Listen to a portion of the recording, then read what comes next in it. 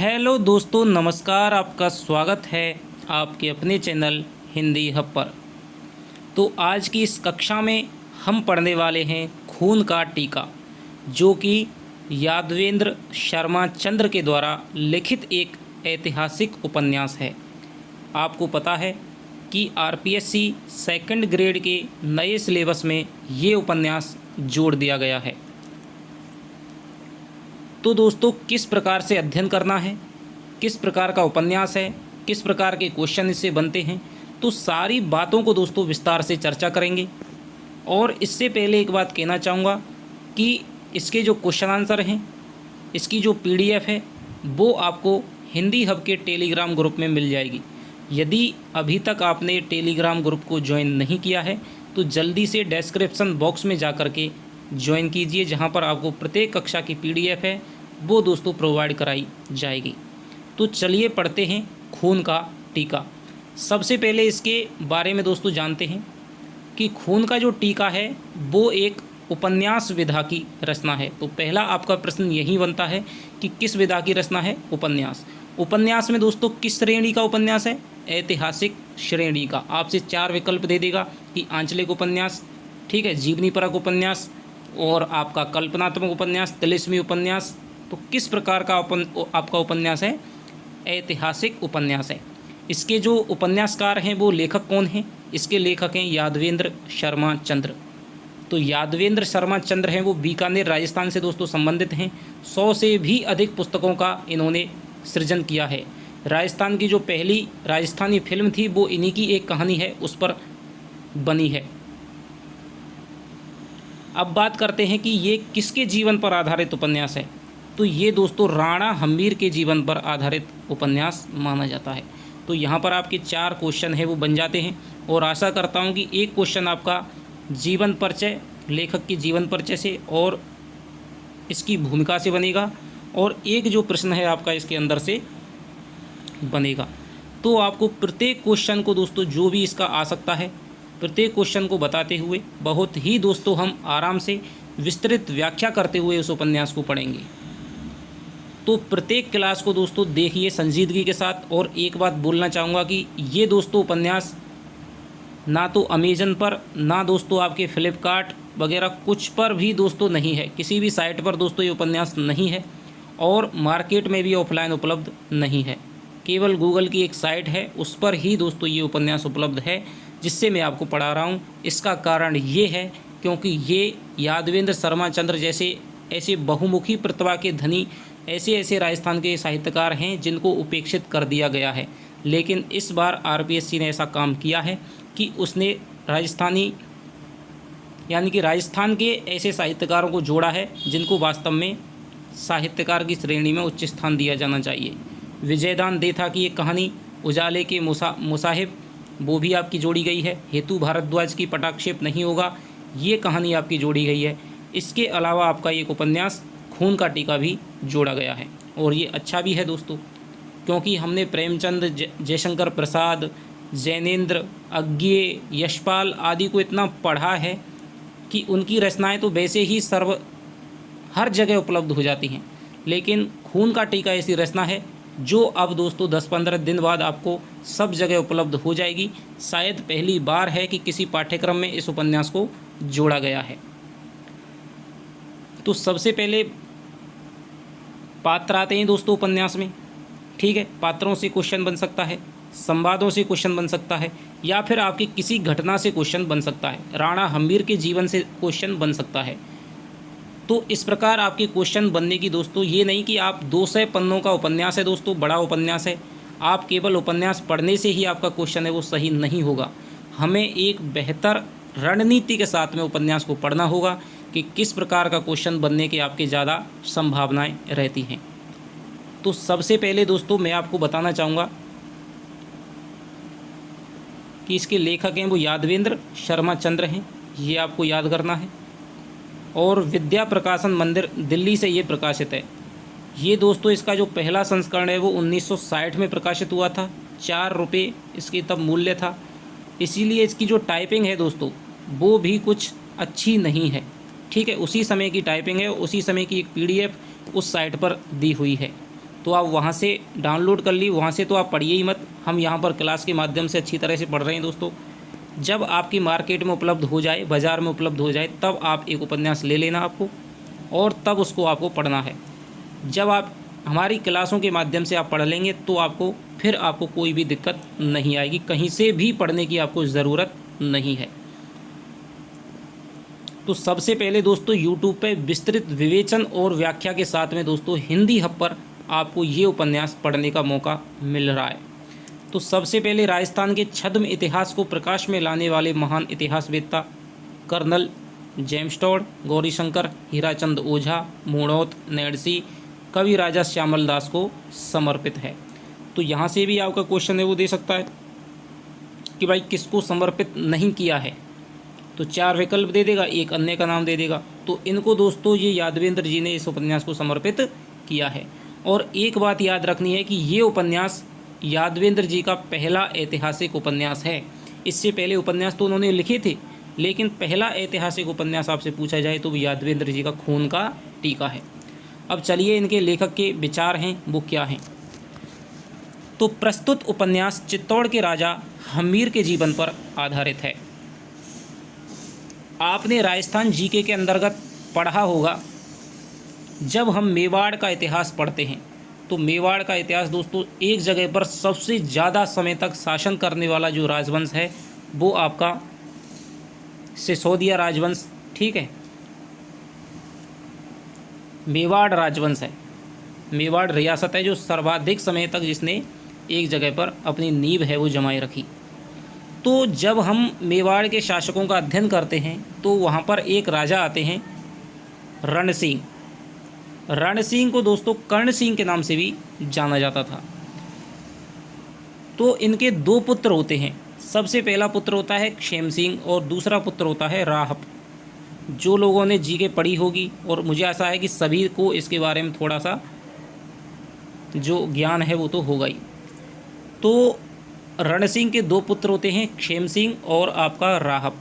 क्षेम सिंह है उसने चित्तौड़ में रावल शाखा की शुरुआत है वो की थी, और राहप है उसने सिसोदा शाखा की शुरुआत की थी, और एक बगल में ही सिसोदा गांव है वो बसा लिया था। तो जो सिसोदा गांव के जो पैदा होते थे वो तो कहलाते थे सिसोदिया, और जो रावल शाखा के थे वो आप अपने आगे लगाते थे रावल, ठीक है, और सिसोदा वाले लगाते थे राणा। तो अभी तक तो इनकी कोई मेन भूमिका नहीं है सिसोदा वाले की, लेकिन जैसे ही रण सिंह है उसकी मृत्यु होती है, उसके बाद में क्षेम सिंह है उसकी भी मृत्यु होती है, उसके बाद में रावल सामंत सिंह बनते हैं, इसके अलावा जैत सिंह आते हैं, ठीक है, और सबसे अंत में दोस्तों आता है आपकी रावल रतन सिंह। रावल रतन सिंह से आप सभी परिचित होंगे कि जिन्होंने पद्मावती 1303 में अलाउद्दीन खिलजी ने जिनके ऊपर आक्रमण किया था, पद्मावती से उन्होंने विवाह किया था, सब आप जानते हैं पद्मावती। तो ये रावल शाखा के अंतिम शासक माने जाते हैं। चित्तौड़ पे अलाउद्दीन खिलजी ने आक्रमण किया, रावल रतन सिंह है वो मारे गए थे, ठीक है। और इस युद्ध में दोस्तों एक लक्ष्मण सिंह थे, इनके एक सरदार थे लक्ष्मण सिंह सिसोदिया, वो भी अपने 7 पुत्रों के साथ में मारे गए थे। तो यहाँ पर आएगा राणा हम्मीर के विश्वसनीय, वो रावल रतन सिंह के विश्वसनीय जो सामंत थे वो राणा लक्ष्मण सिंह थे, ठीक है, राणा लक्ष्मण सिंह थे।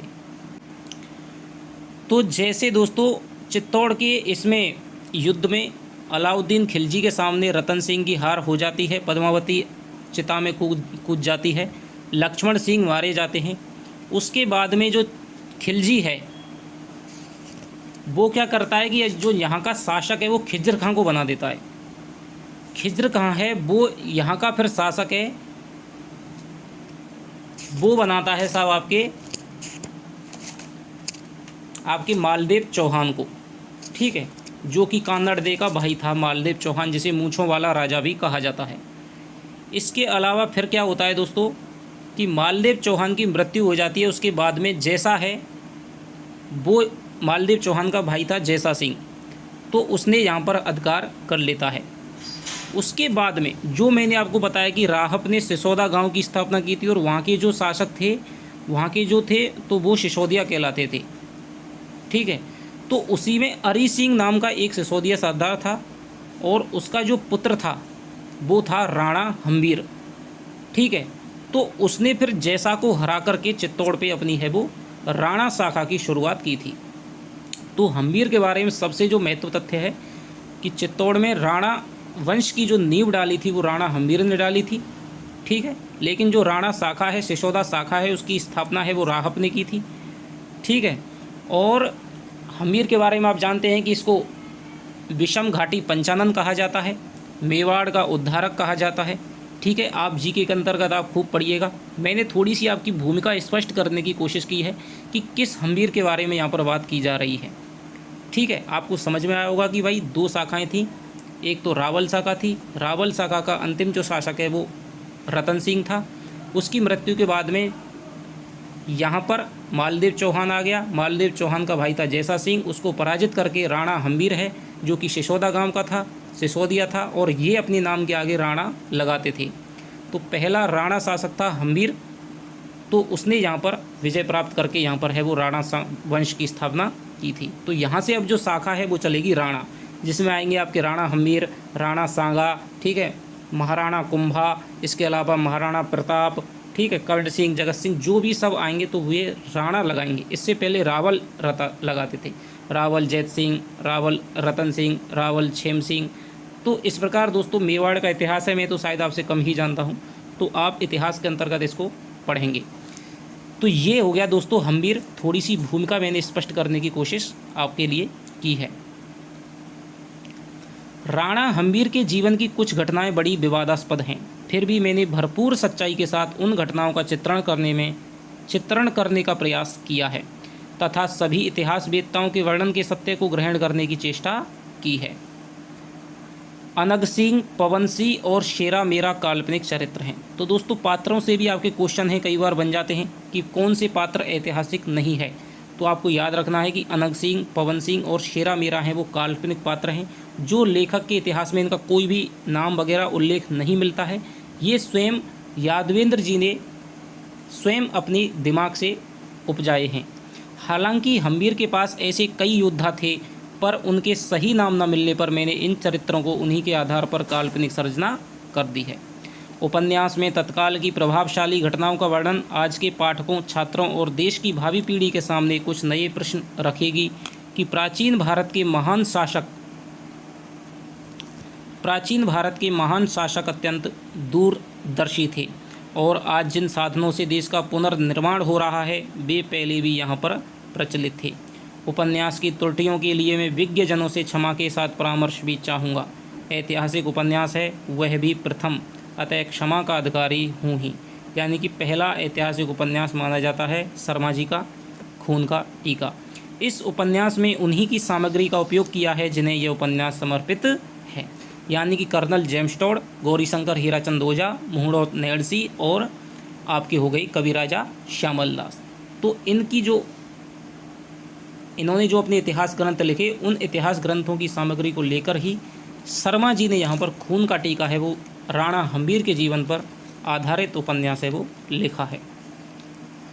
साले की होली, बीकानेर ये कोई स्थान है दोस्तों। बीकानेर वाले जानते होंगे, बीकानेर राजस्थान से ये इनका संबंध है, यादवेंद्र शर्मा चंद्र। तो अब दोस्तों पढ़ते हैं हम उपन्यास को बिना किसी देरी के। बड़ा उपन्यास है दोस्तों, कई कक्षाओं में पूर्ण हो पाएगा। इस कक्षा को मैं लगभग आपकी 30-35 मिनट की कराऊंगा, जिसमें आप कमेंट करके बताना कि आपको 1-1 घंटे की कक्षाएं चाहिए या फिर आपको शॉर्ट कक्षाएं चाहिए।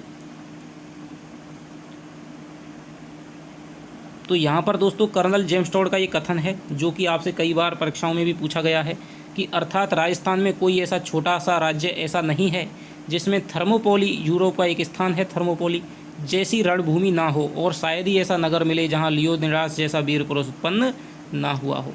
यानी कि जो लियोनिडास है दोस्तों वो बहुत ज़्यादा वीर था, इसलिए उसकी संज्ञा है वो राजस्थान के यहाँ पर जो व्यक्ति हैं उनसे दी गई है। और थर्मोपोली है वो यूरोप की एक रणभूमि है जिसमें युद्ध लड़े जाते थे। तो राजस्थान की दोस्तों प्रत्येक कण कण में थर्मोपोली और लियोनार्डस जैसे वीर हैं वो उत्पन्न हुए हैं। ये कर्नल जेम्स टॉड है वो राजस्थान के बारे में कहते हैं। तो कर्नल जेम्स टॉड, ऐसे तो दोस्तों इनसे क्वेश्चन नहीं बनेगा, आपके क्वेश्चन बनने वाले हैं राणा हम्बीर से, ठीक है, आपके यादवेंद्र शर्मा चंद्र से और जो इस उपन्यास में आया है उससे। बस मुझे बलिदान दो, मुझे बलिदान दो, मुझे बलिदान दो, मुझे बलिदान दो, एक परिचित सी ध्वनि सिसोदिया वंश के स्वाभिमानी एवं धर्मपरायणी एकलिंगेश्वर दीवान राजा रतन सिंह के विश्वसनीय योद्धा सामंत लक्ष्मण सिंह लाखा के कण कुहरों में प्रतिध्वनित हुई। यानी कि जो राणा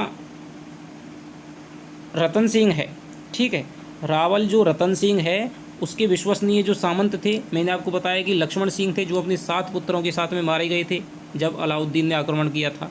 तो उनके कानों में एक ध्वनि आई कि मुझे बलिदान दो, मुझे बलिदान दो। वे उन्मत्त हो उठे, यानी कि थोड़े से वे उन्मादित हो उठे। अपने कक्ष में जहाँ वे रात्रि के नीरव निस्पंद क्षणों में मेवाड़ की विकट समस्याओं में उलझे निद्रा की आराधना करने आए थे, एक परिचित ध्वनि में पुनः उलझ गए। यानी कि वे थोड़ी सी मेवाड़ में कुछ समस्याएं चल रही थी, उन पे कुछ विचार कर रहे थे, ठीक है, अधलेटी हुई अवस्था में।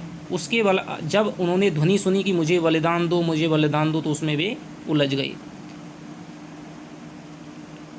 दीपक उनके सज्जित कक्ष में ज्वलित था।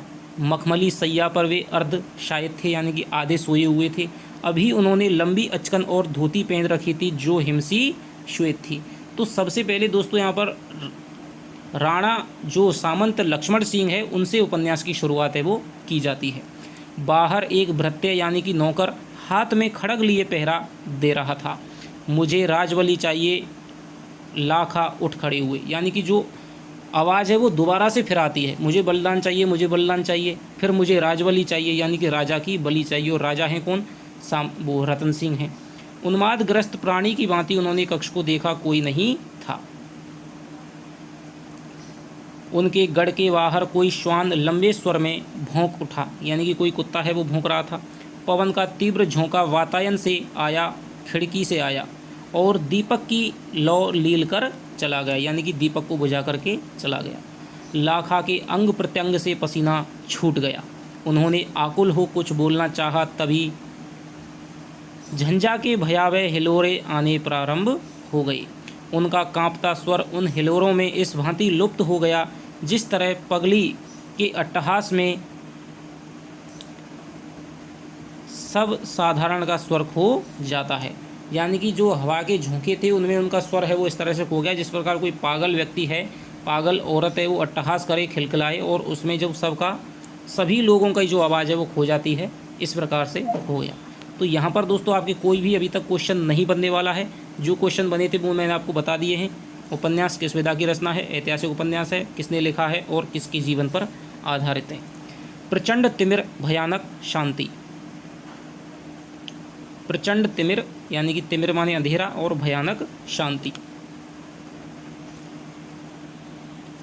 मुझे रक्त चाहिए। लाखा ने देखा कुल देवी साक्षात उनके समक्ष खड़ी हैं, विकराल मुद्रा और विशाल रक्तिम नेत्र। यानी कि मुझे बलिदान चाहिए, मुझे राजबली चाहिए और मुझे रक्त चाहिए। तो ये कौन कह रहा था? तो ये कुल देवी हैं, वो साक्षात उनके समक्ष आकर के खड़ी हो गई। तो ये आपसे संवाद पूछे जा सकते हैं कि मुझे रक्त चाहिए, मुझे राजबली चाहिए, मुझे बलिदान चाहिए। ये जो संवाद हैं वो किसने कहे थे? तो ये कुल देवी ने कहे थे। लाखा का सारा तन जड़ हो गया। कठिनता से वे इतना ही कह पाए, माँ चित्तौड़ की रक्षा चाहते तो लाखा को मुकुटधारी राजपुत्रों का बलिदान दो। चित्तौड़ की रक्षा चाहते हो तो लाखा तो मुकुटधारी राजपुत्रों का बलिदान दो, अपने आप को महाराणा के लिए बलिदान कर दो। तो दोस्तों ये आपकी यहाँ पर बात आती है। तो राणा लाखा हैं, मैंने आपको बताया कि सामंत सिंह के सबसे विश्वसनीय सामंत थे, ठीक है, रावल रतन सिंह के। इनके 7 पुत्र थे। तो यहाँ पर वही कहानी है वो शुरुआत की जा रही है कि देवी माँ आती हैं, कुलदेवी आती है, ठीक है। वो कहती है कि यदि भाई तुम चित्तौड़ की रक्षा करना चाहते हो, यानी कि अब अलाउद्दीन का है वो आक्रमण होने वाला है, यदि तुम चाहते हो तो अपने जो राजपुत्र हैं सातों की सातों उनको आप महाराणा के लिए बलिदान कर दो। देवी अंतर्ध्यान हो गई।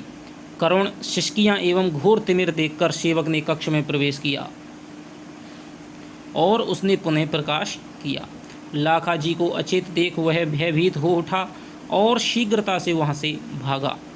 लाखा जी 12 पुत्रों के गौरवशाली पिता थे। तो सबसे दोस्तों यहाँ पर फिर क्वेश्चन बन गया कि जो लक्ष्मण सिंह, सामंत लक्ष्मण सिंह थे, उनके कितने पुत्र थे? 12। गौरवशाली पिता थे। सभी पुत्र पराक्रमी और त्यागी, महाराणा के लिए सर्वस्व बलिदान करने वाले। ज्येष्ठ पुत्र अरसी ने आकर अपने पिता को संभाला।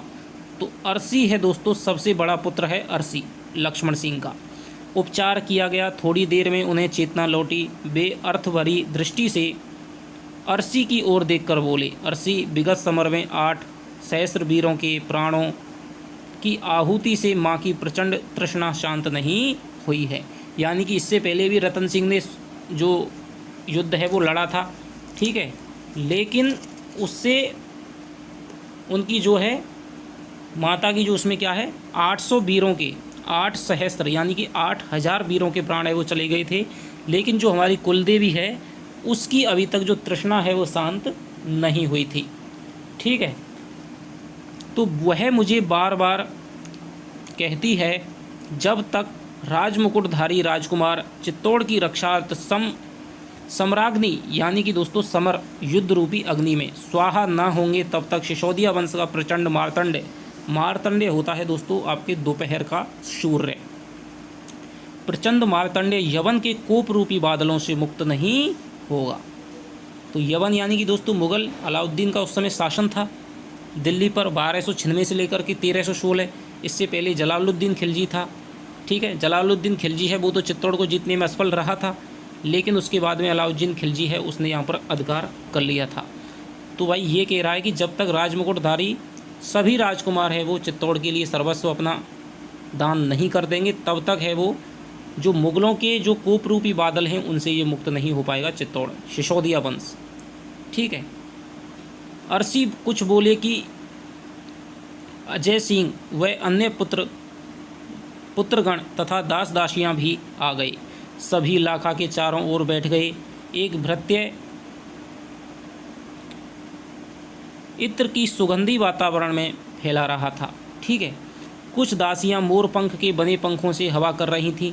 सज्जित वक्ष की प्राचीरों पर लटकती तलवारें दीपकों का तीव्र प्रकाश पाकर दीप्त हो उठी। क्षणिक गंभीर मौन छाया हुआ था। यानी कि सब जो पुत्र हैं वो आ गए थे, ठीक है। राणा वो सामंत लक्ष्मण सिंह है वो भी बैठे हुए हैं, उनका बड़ा पुत्र है अरसी वो भी बैठा हुआ है।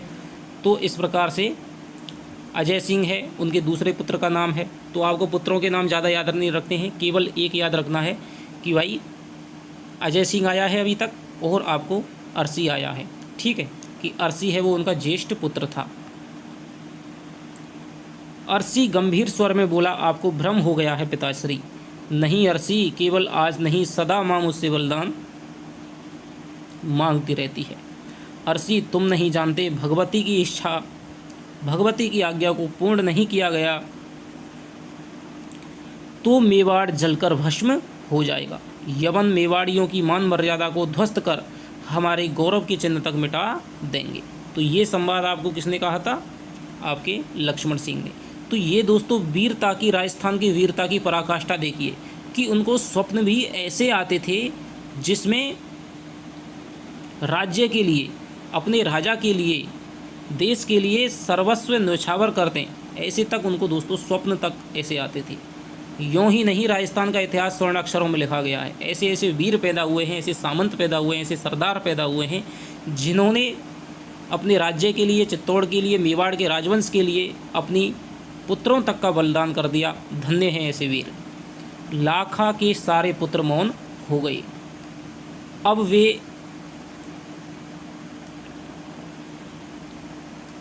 वे गांव तकिए के सहारे बैठते हुए बोले, खिलजी चित्तौड़ को विजय करके ही सांस लेगा। देखिए दोस्तों, कुछ एक शब्द इसमें ऐसे आ सकते हैं जो अच्छी तरह से नहीं दिख रहे हैं, लेकिन इससे कोई भी दोस्तों बाधा नहीं होगी। जैसे ही मार्केट में उपलब्ध होगा आप वहाँ से पढ़ लीजिएगा। लेकिन जो क्वेश्चन है दोस्तों वो मैं आपको सारे बता दूंगा, कोई भी दिक्कत आपको यहाँ पर होने वाली नहीं है। खिलजी चित्तौड़ को विजय करके ही सांस लेगा। तो मैंने आपको जो भूमिका बताई थी दोस्तों, वही भूमिका है वो वहाँ पर अब दिखती हुई बनती हुई दिखाई दे रही है। राणा जी अब शक्तिहीन हो गए हैं। तो यहाँ पर रतन सिंह के बारे में बात की जा रही है। निरंतर का यह घेरा हमारे लिए भूख प्यास का कारण बन गया है। तो यानी जो रतन सिंह के चित्तौड़ के समय दोस्तों 7-8 महीने की जो घेराबंदी कर रखी थी, अलाउद्दीन खिलजी है वो चित्तौड़ पर आ गया है आक्रमण करने के लिए और घेराबंदी करके बैठा है। उसके बाद में ये महलों में ये बातचीत चल रही है राणा वो सामंत लक्ष्मण सिंह व उसके पुत्रों के मध्य में। चित्तौड़ के महाबली अपना शौर्य दिखलाकर स्वदेश अनुराग का अविस्मृत उदाहरण छोड़ गए हैं। इतना विपुल बलिदान देकर भी विजयश्री हम पर प्रसन्न क्यों नहीं है? तुम नहीं जानते मेरे पुत्रों, इस शोकातुर वातावरण में रात्रि के नीरव निस्तब्ध क्षणों में माँ का विकराल मुख मुझे कहता है मैं भूखी हूँ, मैं भूखी हूँ। तो ये दोस्तों उनको लगता है कि भाई हम जब तक अच्छी तरह से नहीं लड़ेंगे, अपना सर्वस्व दांव पर नहीं लगा देंगे, अपने प्राणों की बाजी जब तक हम सिसोदिया वंश के लिए, चित्तौड़ के लिए, मेवाड़ के लिए नहीं लगाएंगे, तब तक हम मिलकर दोस्तों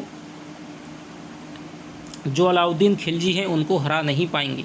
तो ये इसका दोस्तों मंतव्य निकलता है।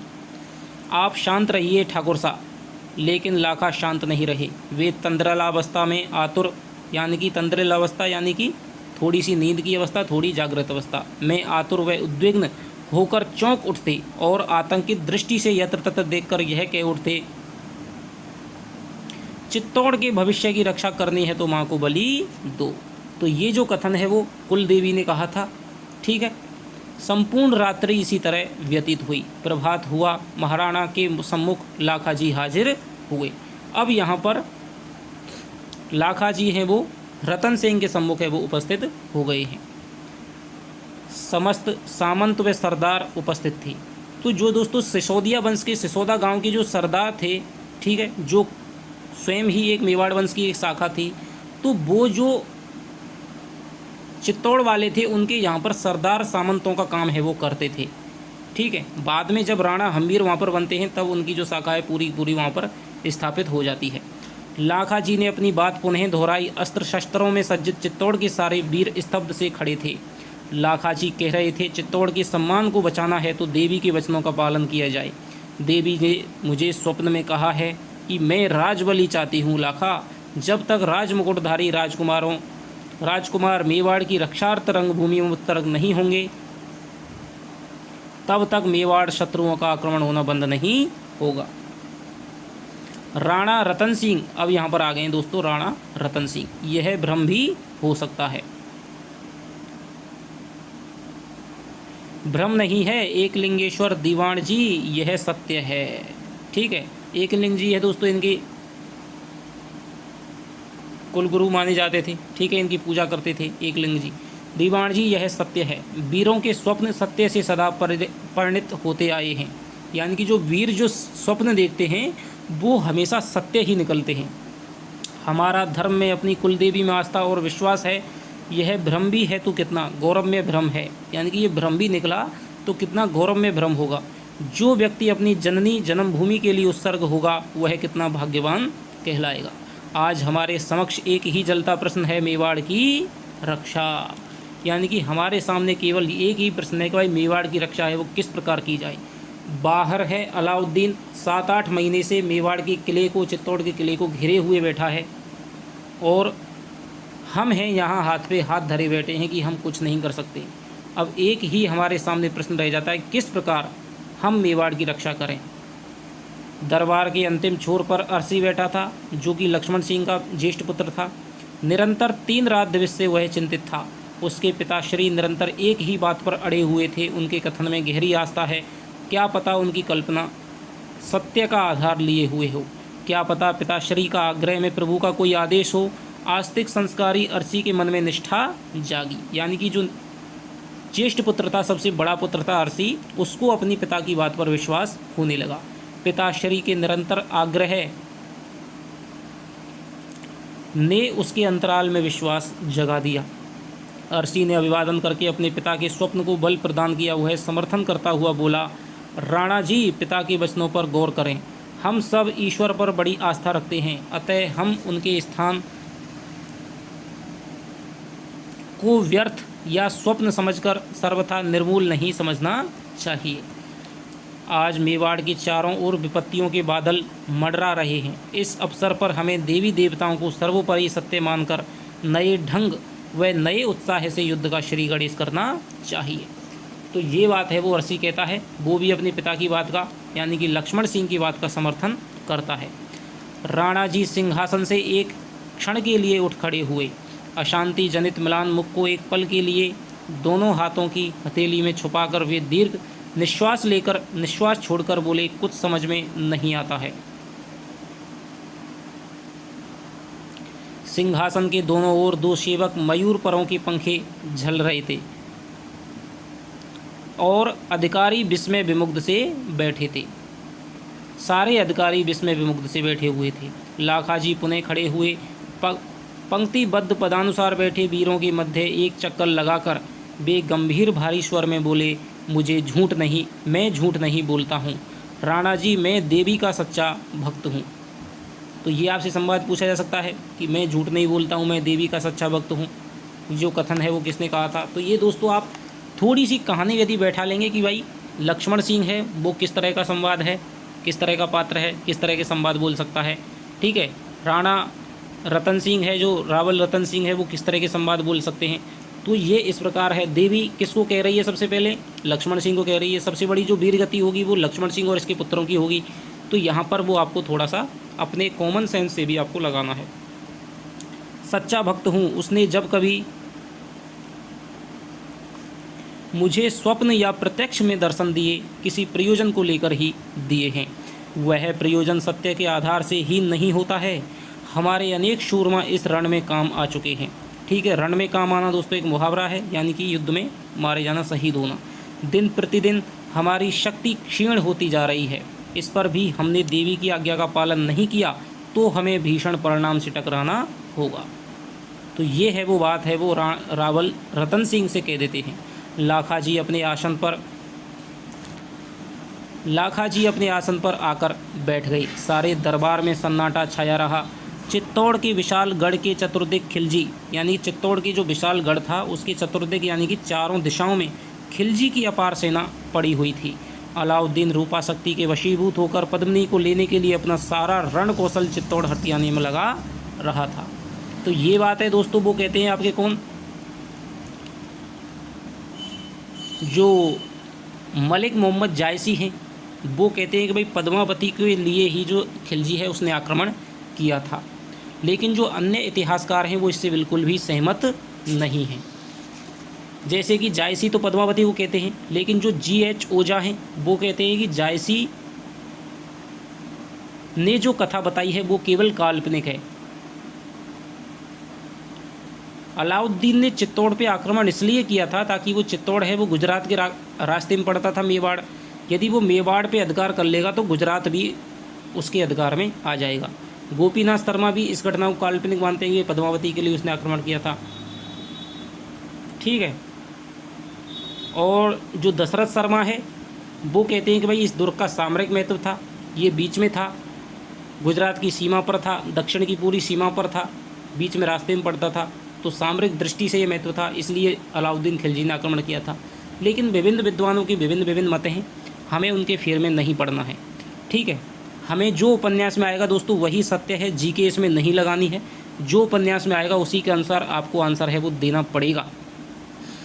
एक अन्य सरदार ने उठकर कहा, लाखाजी झूठ नहीं कहते, और देखते देखते लाखाजी की बात को सर्व समर्थन प्राप्त हो गया। माँ को राजबली दी जाएगी, इस बात पर सबका एक मत हो गए। यानी कि दोस्तों जो माता है वो राजबली मांग रही है। भाई किसी भी राजकुमार की अब राजबली देंगे तब ही जाकर के ये खतरा है वो टल पाएगा। समस्या जटिल थी, कौन सामंत अपने 12 पुत्रों का एक साथ बलिदान करना चाहेगा। मेवाड़ में बहुत से ऐसे सामंत थे जिनके कई कई पुत्र थे, लेकिन लाखा जी के स्वप्न पर इस तरह अपने वश को क्यों कोई मिटाने को तत्पर होता। भाई लाखा जी क्या पता झूठ बोल रहे हो, इस तरह इसकी बात का विश्वास करके अपने पुत्रों की बलि देना भैया कोई नहीं करना चाहेगा। जब राणा जी ने पूछा कि कौन अपने पुत्रों का उत्सर्ग करेगा, तो दरबार में गहरा मौन छा गया, जैसे वहाँ कोई प्राणी उपस्थित ही नहीं है। तब लाखा जी के चेहरे पर ग्लानि और संकोच दोनों भाव एक साथ आए और मिटे। उन्होंने विनती भरी दृष्टि से अपने पुत्रों की ओर देखा। पुत्रों में निवेश उत्पन्न हो गया। बाप की आन की रक्षा का प्रश्न लाखा जी के दोनों बड़े पुत्रों के सम्मुख नाच उठा। यानी कि एक तो है अनग सिंह है और एक है आपका अरसी। अरसी आगे बढ़ा। क्षण भर के लिए उसकी आंखों में जोश स्फुलिंग सा ज्वलित हुआ और वह पितृ सम्मान रक्षा हेतु बोला, मैं सबसे पहले मुकुट धारण करूँगा। यानी कि मेरी बलि है वो सबसे पहले दी जाए, तो मैं सबसे पहले मुकुट धारण करूँगा। ये कथन किसने कहा था? तो ये कथन आप लगा लीजिए, ये कथन है आपका अरसी का। अरसी का यह उद्घोष सुनकर सभी दरबारी स्तब्ध हो गए। सबकी अभिप्राय भरी दृष्टि अरसी पर केंद्रित हो गई। अरसी कहे ही जा रहा था, माँ की क्षुधा यानी कि भूख शांत करने के लिए इतनी देर नहीं करनी चाहिए। हमारी अधिष्ठात्री प्रचंड प्यास से व्याकुल होकर रक्त की बलि मांग रही है। मेवाड़ हेतु राणा जी को सहर्ष इस उत्सर्ग के लिए तत्पर हो जाना चाहिए और मुझे राणा घोषित करके सैन्य का संचालन सौंप देना चाहिए। अरसी की आजान बाहु यानी कि घुटनों तक का रक्त इस उष्णता से दौड़ा कि उसका हाथ खड़क की मूठ पर चला गया। नेत्र अंगारों से दीप्त हो उठे। तनिक गंभीर स्वर में सब पर दृष्टिपात करता हुआ बोला, यह भवानी साक्षी है। राणा जी, एकलिंगेश्वर की आज्ञा से आपका यह चाकर अपना सर्वस्व विसर्जन करके मेवाड़ के गौरव को अक्षुण्ण रखेगा। तो दोस्तों ये आपका ये संवाद है, ये भी अरसी का संवाद है, इसको भी आप याद रखेंगे कि यह भवानी साक्षी है। राणा जी, एकलिंगेश्वर की आज्ञा से आपका यह चाकर अपना सर्वस्व विसर्जन करके मेवाड़ के गौरव को अक्षुण्ण रखेगा। माँ का स्वप्न हो या पिता का भ्रम, किंतु यह सत्य है कि मुझे उत्सर्ग अपनी जन्मभूमि के लिए होना है। एक वीर दुष्टों का दलन करता हुआ वीर गति को पा जाए, यही उसके जीवन का श्रेय की उपलब्धि है। तो ये दोस्तों आपका हो गया। यहाँ पर है वो सबसे पहला राजकुमार है अरसी, जो कि लक्ष्मण सिंह का ज्येष्ठ पुत्र है। तो वो यहाँ पर है वो बलि के लिए तैयार हो जाता है। तो ये दोस्तों हमने पहला पार्ट पढ़ा है। लगभग दोस्तों हमने 10 वीडियो जिसकी बनेंगी, यदि 1-1 घंटे की बनते हैं तो आधी बन जाएंगी, ठीक है। लेकिन बहुत ही आप समझ रहे होंगे कि किस प्रकार की व्याख्या के साथ में विवेचन करते हुए एक एक क्वेश्चन को, एक एक संवाद को दोस्तों समझते हुए हम इस उपन्यास को पढ़ने वाले हैं। इससे पहले दोस्तों हिंदी साहित्य का इतिहास है, उसकी भी प्लेलिस्ट बनी हुई है, वहाँ पर कक्षाएँ चल रही हैं। लहरों का राजहंस है, वो पढ़ा दिया गया है। स्नातक स्तर की जो भी कहानियाँ हैं वो दोस्तों मैंने पढ़ा दी हैं, आप उनको जा कर के देखिए। और सभी की जो प्लेलिस्ट है चैनल पे बनी हुई है, जा कर के देखिए। वीडियो पसंद आई है दोस्तों लाइक करिए। चैनल पे यदि नए हों तो दोस्तों सब्सक्राइब करिए। पूरे सेकंड ग्रेड की दोस्तों तैयारी आपकी बहुत अच्छी तरह से इस चैनल के माध्यम से कराई जाएगी। और अभी तक आपने यदि टेलीग्राम ग्रुप नहीं ज्वाइन किया है तो उसको ज्वाइन कीजिए। तो आशा करता हूँ कि ये वीडियो आपको दोस्तों हेल्पफुल रहेगी, पसंद आई होगी। तो चलिए आपसे मिलता हूँ नेक्स्ट वीडियो में। तब तक के लिए दोस्तों बाय बाय, जय हिंद, जय भारत।